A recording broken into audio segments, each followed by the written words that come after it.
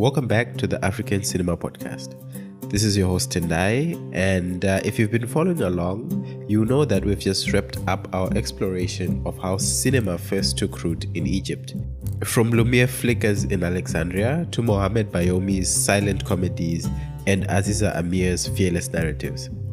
Today, we step into a new era. A time when film reels rolled through purpose-built studios, when orchestras scored national sentiment, and when Egyptian cinema became a cultural empire. We are talking about the studio era, the period between 1935 and the late 1960s. A time of unprecedented creativity, industrialization, and cultural influence. This era saw Egypt emerge as the dominant force in Arab cinema, producing over 1,500 films that shaped identity, politics, and the arts across the region. Now, it all began with an economist and a dream. Talaat Harb, founder of Bank Misr, wasn't just thinking about currency and capital. He believed in cultural independence. As he famously said, we must liberate our arts from foreign hands. In 1935, Harb established Studio Misr in Giza. It wasn't just a studio, it was a vision. 14,000 square meters of sound stages, editing rooms, labs, and workshops. Fitted out with German Ariflex 35 cameras, with over 1,200 technicians, many trained in Europe. Egypt wasn't playing catch-up anymore, it was setting the pace. By 1939, Studio Misr was producing a dozen films annually. Its first major hit, Wedad. Starring the iconic Kulthum, the film earned 35,000 Egyptian pounds, a record at the time. Directors like Ahmed Badrakan and composers like Riyad al-Sunbati redefined cinematic soundscapes, blending Arabic maqamat with Western orchestration. But Studio Misr wasn't alone.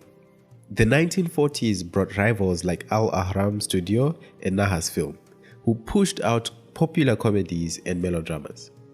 Still, Studio Misr held a 45% market share well into the 1950s, thanks to state backing and technical superiority. The competition, however, helped elevate the whole industry. Films like Hassan, Marcus, and Cohen satirized sectarian tension, while Salama explored Bedouin folklore through a nationalist lens. Private studios pushed boundaries that public ones wouldn't dare. If Studio Misr built the infrastructure, Egyptian music gave it soul. The 1930s and 40s marked the golden age of musical cinema. Around 60% of films produced were musicals, and at the center of it all, Kulthum. Films like Wedad, made in 1936, and Salama in 1945, were not just box office hits, they were nationalist statements. Wedad alone features 6 of her songs, including Al Atla, a song that would become an anthem of Arab resilience. Mohamed Abdel Wahab followed close behind, innovating musical cinema by blending close-ups, orchestral arrangements, and emotion-packed compositions. In White Rose, made in 1933, he collaborated with Italian conductor Youssef Chahine to craft a cinematic symphony. These films weren't just consumed, they were cultural exports.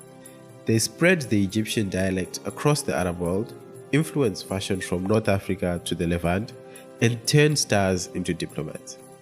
When Kulthum performed in Damascus in 1948, Syria's president attended. That same year, her film Fatma hit cinemas.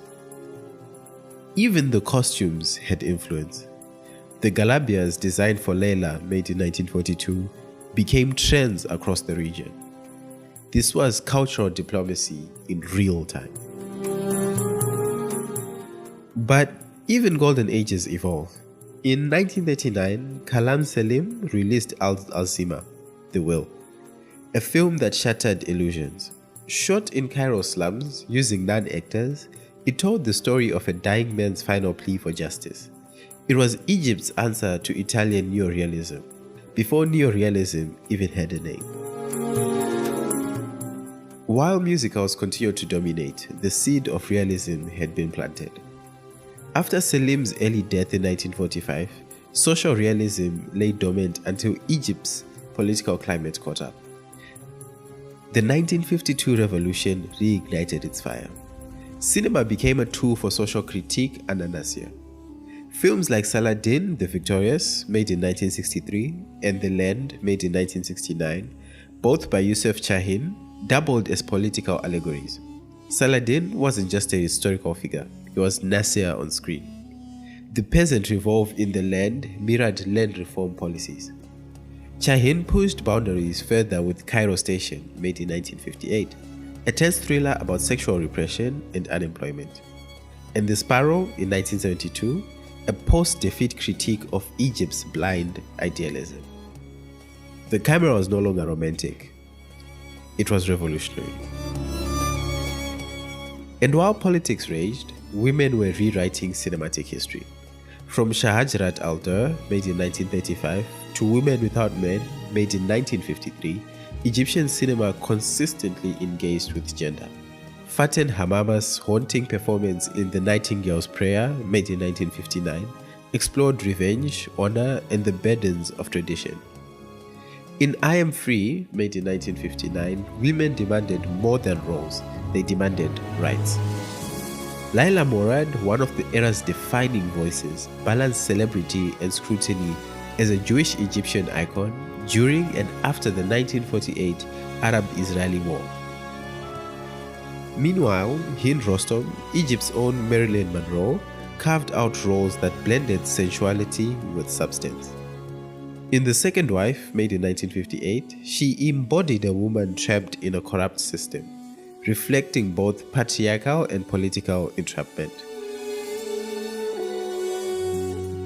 Cinema didn't just reflect women's stories, it redefined them. And for many, it offered a first glimpse of feminism in motion. By 1960, the state stepped in.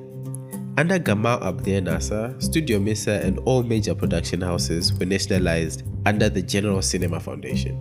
The intention? To promote socialist ideals. And the result? A complex era of both innovation and stagnation. Production quotas enforced formulaic stories. Budgets shrank.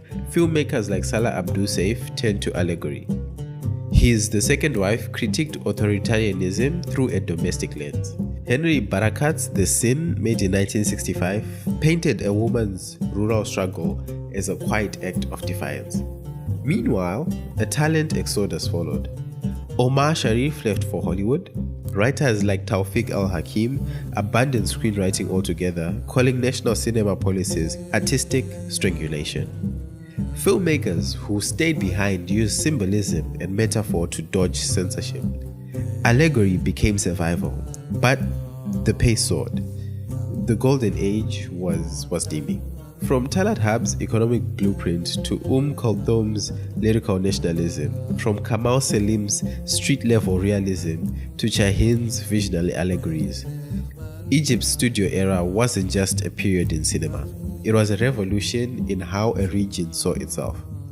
It gave us tools to imagine, voices to question, and images to remember. It laid the groundwork for what Arab cinema would become: rich, daring, and defiantly local. And even as the camera turned away, its impact remained, etched in the minds of millions, projected across borders, and carried forward by filmmakers who knew that sometimes the most powerful revolutions happen in the dark.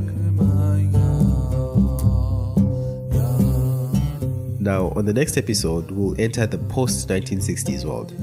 Experimental, Pan-African, politically volatile. But until then, this is the African Cinema Podcast. Thanks for listening. Ciao.